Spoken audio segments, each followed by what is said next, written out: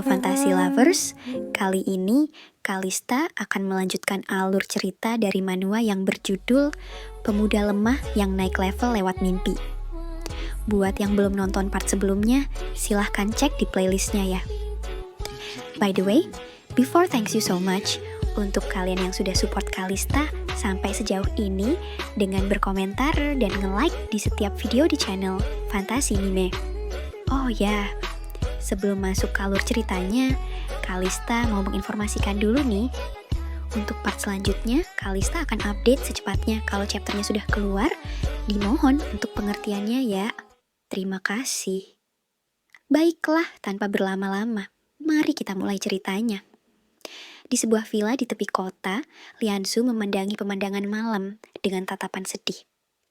Lamunannya terhenti ketika ada seseorang masuk dan bertanya apakah dia menyuruh Zhuang Kui pergi. Liansu menoleh perlahan dan melontarkan perkataan bahwa binatang kecil itu telah membunuh 2 anggota keluarganya.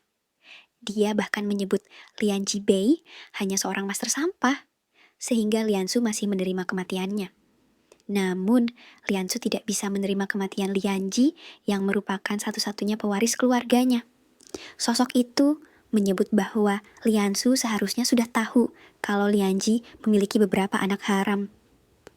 Liansu mempertanyakan apakah dia tidak boleh menyuruh Zhuang Kui membunuh Lu Sheng setelah kehilangan anggota keluarganya. Meskipun mereka tidak berguna, Liansu menyebut bahwa mereka adalah saudara-saudaranya yang terakhir. Dia hanya ingin membalaskan dendam atas kematian mereka yang mengenaskan. Sosok itu mengaku tidak menyalahkan keinginan Liansu untuk balas dendam. Dia menyebut bahwa meskipun Zhuang Kui kuat, dia belum mampu mengalahkan Lu Sheng yang dilindungi oleh Martial Saint Tan Zhongyu. Liansu mempertanyakan apakah binatang kecil seperti Lu Sheng benar-benar sekuat itu. Liansu kemudian merayu sosok itu untuk mengirimkan seseorang yang lebih kuat. Namun sosok itu mengatakan bahwa dia sudah mengirimkan 12 pasukan bayangan untuk membantu Zhuang Kui. Liansu tersenyum dan menyebut bahwa sosok itu ternyata masih peduli padanya.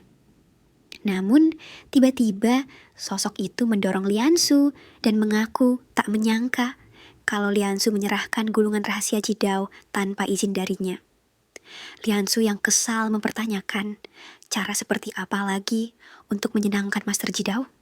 Dan apa yang sudah diberikan sosok itu kepadanya. Sosok tersebut mengatakan bahwa dirinya tidak ingin kejadian serupa terulang lagi dan pergi meninggalkan Liansu yang tertawa terbahak-bahak.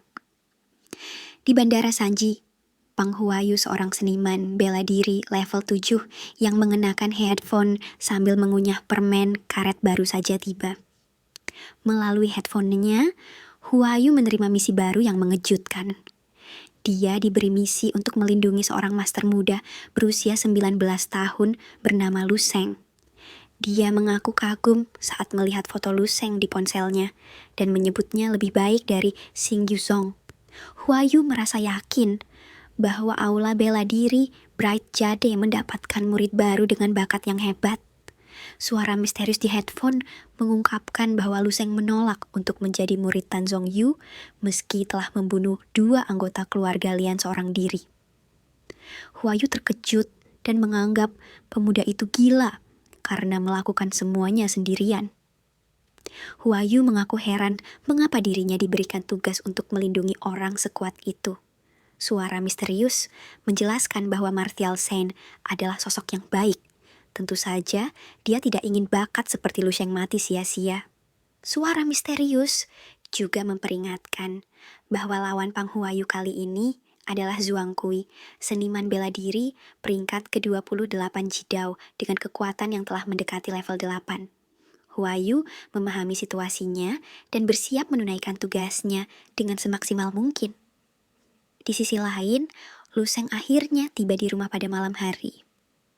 Adiknya Lu Qinghai menyambutnya dengan lega dan memberitahu bahwa orang tua mereka sudah mengkhawatirkannya. Ibu Lu Sheng bertanya mengapa dia pulang selarut ini.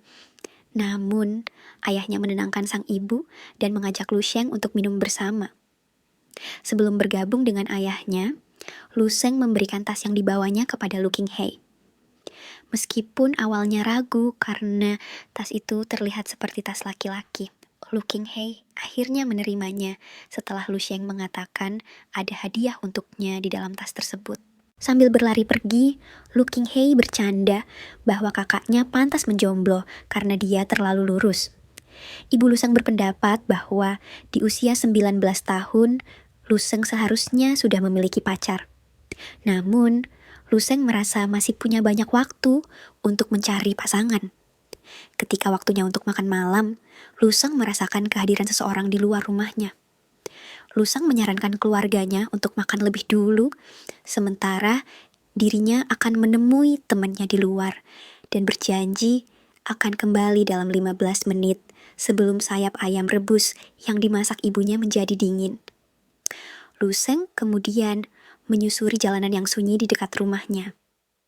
Saat melintasi salah satu pohon, Luseng berterima kasih kepada pria misterius yang bersembunyi di balik pohon karena telah membantu mengawasi rumahnya. Pria itu mengakui bahwa ini adalah tugasnya. Namun, pria misterius itu menyadari bahwa Luseng baru saja membunuh seorang master pagi ini. Pria itu juga merasakan aura yang sama, seperti menghadapi monster dunia lain, tingkat tinggi dari Luseng. Luseng kemudian meminta tolong pria itu untuk menyampaikan rasa terima kasihnya dan mengatakan bahwa dia akan segera memenuhi janjinya pada Komandan Yu. Pria itu berjanji akan menyampaikan pesan tersebut dan segera pergi. Tak lama kemudian, Lu Qinghai memanggil Luseng dari kejauhan dan memintanya masuk untuk makan malam. Sambil berjalan pulang, Luseng mengaktifkan kemampuan persepsinya untuk memeriksa area sekitar. Setelah memindai radius 500 meter, Luseng yakin tidak ada orang kuat di sekitar rumahnya dan mengipulkan bahwa malam ini akan berlalu dengan tenang. Seminggu setelahnya, Huayu mengawasi pergerakan musuh yang berniat menghabisi Luseng dari sebuah kafe di dekat rumah Luseng. Sambil menikmati minumannya, Huayu bertanya-tanya tentang keberadaan Zhuang Kui yang belum muncul meskipun sudah seminggu berlalu.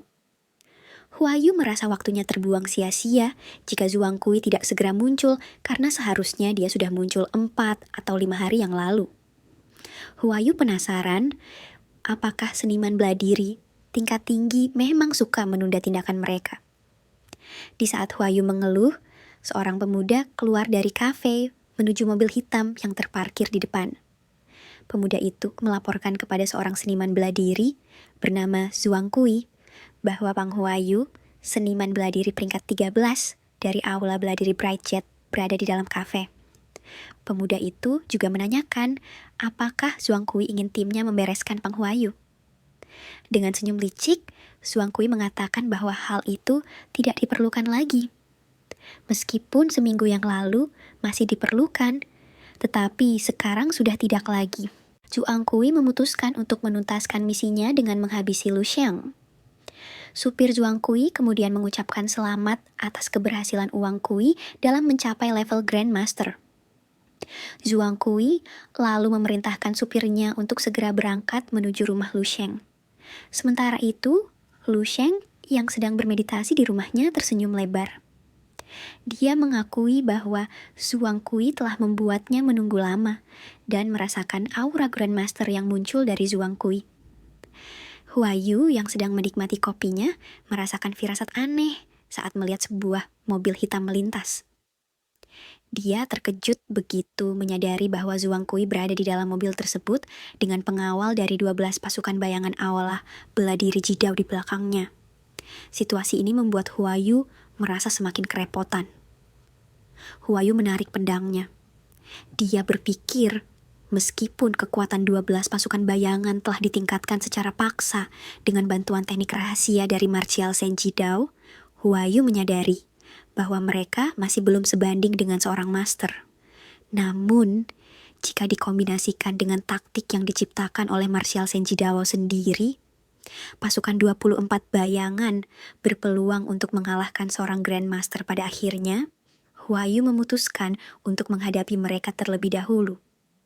Dia tahu bahwa standar taktik pertempuran yang digunakan oleh Martial Sen Jidao adalah dengan menerjunkan 6 bayangan dalam satu tim. Oleh karena itu, Huayu yakin dapat mengatasi 6 bayangan dengan cepat dan berencana untuk segera pergi melindungi Lu Sheng. Namun, Huayu terkejut ketika mendengar dari suara misterius di headphone-nya bahwa Aula Beladiri Jidao telah mengirim 12 pasukan bayangan. Sementara itu, Zhuang Kui akhirnya tiba di depan rumah Lu Sheng dengan seringai di wajahnya seolah-olah menemukan mangsanya.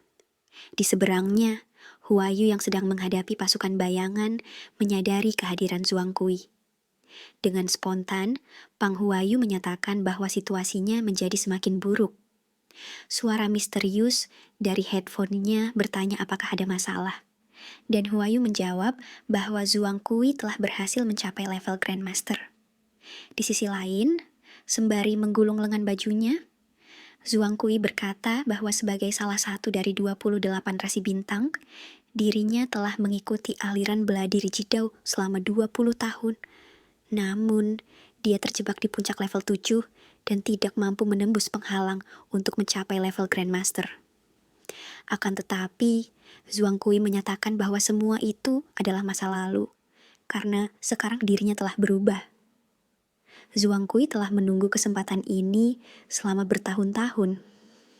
Pada momen ini, Zhuang Kui mulai mengaktifkan teknik pembekuan vitalitas yang menghubungkan langit dan bumi. Setiap tarikan nafas membuatnya merasakan peningkatan energi dan kekuatan yang seolah tak ada habisnya. Kekuatan Grandmaster yang mengalir dalam tubuhnya membuat Zhuang Kui bersemangat, seakan mampu menangkap cahaya. Sambil melangkah menuju rumah Lu Sheng, Zhuang Kui merasa bersyukur atas tindakan Lu Sheng yang membunuh Lian Jibei dan putranya hingga memicu kemarahan Lian Su. Berkat kejadian itu, Zhuang Kui mendapatkan gulungan rahasia yang membantunya menembus penghalang level 7 dan mencapai level Grandmaster. Meskipun dia mendengar kabar bahwa Lu Sheng adalah seorang master muda yang dilindungi oleh Aula Beladiri Black Jade. Namun, Zhuang Kui bertekad untuk menghabisi Lu Sheng dengan tangannya sendiri. Tiba-tiba, Zhuang Kui mendengar langkah kaki yang jelas mendekat dari depan. Ternyata, sosok itu adalah Lu Sheng yang menatapnya dengan tenang. Lu Sheng bertanya, apakah seseorang dari keluarga Lian yang telah mengirimnya? Mata Zhuang Kui berbinar penuh semangat untuk menghabisi Lu Sheng. Dia tertawa kecil, mengaku tak menyangka bahwa bocah berbakat itu muncul dengan sendirinya. Zhuang Kui lalu memerintahkan pasukan bayangan untuk pergi ke rumah Lu Sheng dan mengambil beberapa kepala keluarganya sebagai hadiah untuk Martial Sen. Kemudian, Zhuang Kui bergerak cepat mendekati Lu Sheng dan memperingatkannya untuk jangan lengah. Namun, Lu Sheng dengan tenang mengaktifkan teknik nyumun kamikaze dan menghilang dari pandangan Zhuang Kui dalam sekejap mata. Zhuang Kui terkejut begitu melihat Lu Sheng menghilang.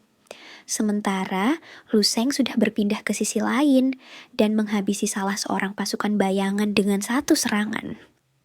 Di tengah kepungan pasukan bayangan, Lu Sheng dengan santai mengatakan bahwa meskipun mereka memiliki vitalitas tinggi, tubuh mereka rapuh seperti kertas. Zhuang Kui mengakui kekuatan Lu Sheng dan mengatakan bahwa mereka bisa menjadi teman baik jika berada di pihak yang sama. Mendengar pengakuan Zhuang Kui, Lu Sheng bereaksi dengan gerakan bahu dan siku, melepaskan gelombang kekuatan mental tak kasat mata. Energi ini menyelubungi seluruh rumah di belakangnya, menciptakan semacam penghalang yang mendistorsi cahaya yang mengenainya.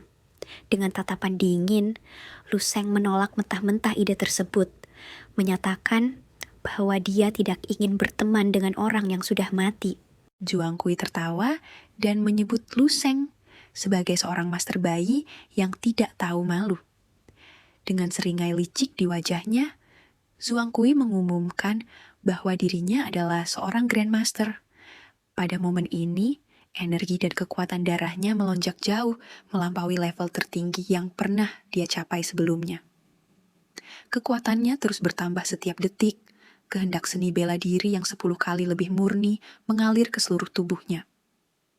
Asap serigala tak kasat mata yang terbentuk dari perpaduan kehendak dan esensinya membumbung tinggi dari kepala Zhuang Kui menjulang ke langit. Aura mengerikan yang belum pernah dirasakan siapapun sebelumnya menyelimuti area di sekitarnya. Untuk sesaat, Zhuang Kui merasa seolah-olah dirinya telah menyatu dengan alam semesta. Dia merasakan kekuatan gunung dan sungai, serta energi matahari dan bulan mengalir dalam dirinya. Kekuatannya seakan tak terbatas, membuatnya merasa tak terkalahkan.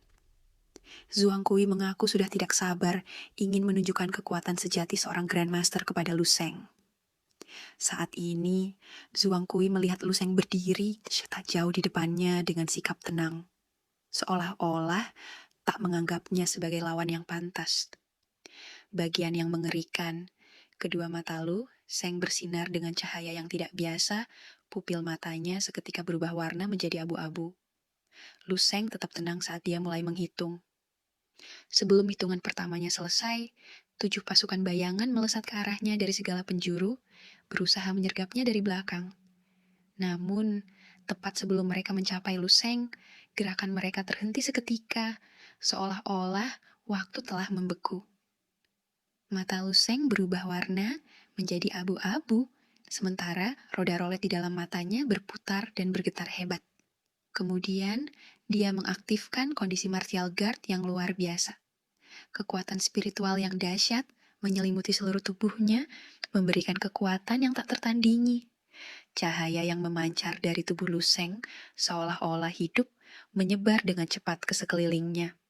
Dalam sekejap, cahaya itu memadat dan membentuk 7 rantai spiritual yang tak terlihat, namun memiliki kekuatan yang luar biasa. Saat Lu Sheng baru saja mengucapkan angka 1, tiba-tiba saja 7 pasukan bayangan yang berada tepat di belakangnya meledak berkeping-keping. Potongan tubuh mereka berterbangan di udara, sebelum akhirnya jatuh dan berkumpul di tanah. Melihat pemandangan mengerikan ini, Zhuang Kui spontan melangkah mundur. Matanya terbelalak ketakutan, seakan tak percaya kalau pasukan bayangan bisa dikalahkan semudah itu. Ketika hitungan Lu Sheng mencapai angka ketiga, Zhuang Kui perlahan-lahan bergerak mundur. Apalagi setelah aura kekuatannya yang telah dipadatkan bak bom nuklir seketika hancur lebur oleh kekuatan Lu Sheng yang jauh lebih besar dan menakutkan. Tubuh Zhuang Kui gemetar hebat, diliputi rasa takut yang amat sangat. Dia memperingatkan Lu Sheng untuk berhenti menakut-nakutinya, sembari menyebut bahwa dirinya berbeda dengan pasukan bayangan karena statusnya sebagai seorang Grandmaster. Pada hitungan keempat, Zhuang Kui terkejut bukan main ketika sebuah pukulan keras mendarat di dadanya, rasanya seperti ditabrak kereta api dengan kecepatan tinggi. Dalam hitungan detik, dada Zhuang Kui mulai retak dan runtuh tak terkendali. Kekuatan dahsyat dari pukulan Lu Sheng menembus dada Zhuang Kui dan menyebar ke seluruh tubuhnya. Otot-otot Zhuang Kui perlahan hancur berkeping-keping, cairan merah merembes keluar, dan kemudian hancur lagi. Zhuang Kui akhirnya menyadari bahwa mereka telah meremehkan kekuatan Lu Sheng. Zhuang Kui tak percaya bahwa kekuatan seorang Grandmaster tidak berarti apa-apa di hadapan Lu Sheng. Dengan tatapan dingin, Lu Sheng menatap tubuh Zhuang Kui yang perlahan menghilang menjadi debu, menandakan kemenangan mutlak baginya. Pada momen ini, Lu Sheng berkata, "Jadi, apakah ini seorang Grandmaster? Tapi aku adalah dewa." Dan inilah akhir dari part 58 dari manhwa yang berjudul Pemuda Lemah yang Naik Level Lewat Mimpi. Jika kalian suka dengan ceritanya, silahkan berkomentar di bawah. Jangan lupa untuk terus membantu channel ini berkembang dengan menekan tombol like, subscribe, aktif notifikasi, dan share ke teman kalian. Terima kasih sudah menonton. Sampai jumpa di video selanjutnya ya. Fantasy Lovers, bye.